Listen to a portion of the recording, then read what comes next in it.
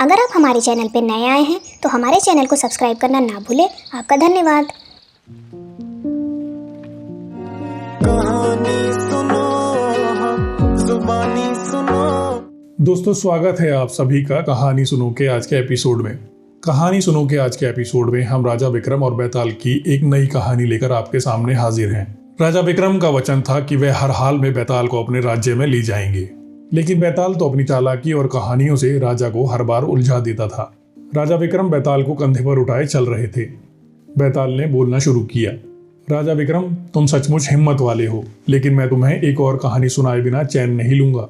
सुनो ये कहानी और अंत में मेरे सवाल का जवाब जरूर देना। एक बार की बात है, चूर नगर में एक ब्राह्मण रहता था जिसका नाम था भद्रवक्त। वह विद्वान था, परंतु समय और परिस्थितियों ने उसे भटकने पर मजबूर कर दिया। एक दिन उसे एक विवाह समारोह में बुलाया गया, जहां उसकी भेंट लीलावती नामक एक सुंदर कन्या से हुई। दोनों एक दूसरे पर मोहित हो गए। कुछ समय बाद भद्रवक्त ने लीलावती से विवाह का प्रस्ताव रखा। लीलावती ने कहा कि वह तैयार है, लेकिन इसके लिए उसे उसके पिता की स्वीकृति लेनी होगी। विवाह तय हो गया और भद्रवक्त के जीवन में खुशियों का आगमन हुआ, लेकिन नियति को कुछ और ही मंजूर था। एक दिन समुद्र किनारे घूमते समय एक बड़ी लहर आई और लीलावती को अपने साथ बहा ले गई। भद्रवक्त इस सदमे को सहन नहीं कर पाया। उसका मानसिक संतुलन बिगड़ गया और वह भटकता हुआ कंचनपुर नामक नगर पहुंचा।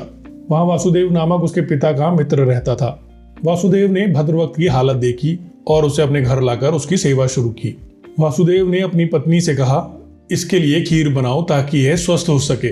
वासुदेव की पत्नी ने खीर बनाई और भद्रवक्त को दी, लेकिन भद्रवक्त खीर लेकर जंगल में चला गया।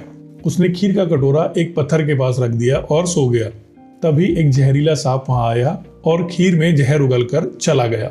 जब भद्रवक्त उठा तो उसने भूख लगने पर वही खीर खा ली। कुछ देर बाद उसे अजीब सी बेचैनी महसूस होने लगी। वह किसी तरह वासुदेव के घर पहुंचा और वहां बेहोश हो गया। वासुदेव और उसकी पत्नी ने देखा तो भद्रवक्त की मृत्यु हो चुकी थी। वासुदेव ने गुस्से में आकर अपनी पत्नी पर आरोप लगाया कि उसने खीर में जहर मिलाया होगा। यह सुनकर वासुदेव की पत्नी ने दुखी होकर आत्महत्या कर ली। फिर बैताल बोला, तो राजा विक्रम बताओ, इन मौतों का जिम्मेदार कौन था? क्या वासुदेव की पत्नी, वह सांप, या भद्रवक्त स्वयं? सोच समझ कर जवाब देना। राजा विक्रम ने कुछ देर सोचा और फिर बोले, बैताल, इस घटना के लिए किसी एक व्यक्ति को दोषी ठहराना उचित नहीं होगा। वासुदेव की पत्नी निर्दोष थी, क्योंकि उसने तो खीर में जहर नहीं मिलाया। सांप को दोष देना भी मूर्खता होगी, क्योंकि उसने स्वभाववश खीर में जहर उगला। इस पूरे मामले के लिए भद्रवक्त की खुद की स्थिति जिम्मेदार थी। उसकी मानसिक स्थिति ठीक नहीं थी और उसने बिना सोचे समझे खीर खाई। राजा विक्रम का जवाब सुनकर बैताल ने कहा, राजा विक्रम, तुम्हारा जवाब सही है, लेकिन तुम बोले और मेरा नियम है कि मैं तुरंत लौट जाऊं। बैताल एकदम हवा में गायब होकर पीपल के पेड़ पर लौट जाता है। बैताल को फिर से पकड़ने के लिए राजा विक्रम पेड़ की ओर बढ़ते हैं। तो दोस्तों, क्या राजा विक्रमादित्य इस बार बैताल को अपने साथ ले जा पाएंगे, या बैताल फिर से कोई नई कहानी सुनाकर उन्हें उलझा देगा?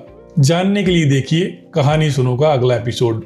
यदि आपको यह कहानी पसंद आई हो तो लाइक करें, सब्सक्राइब करें और शेयर करें।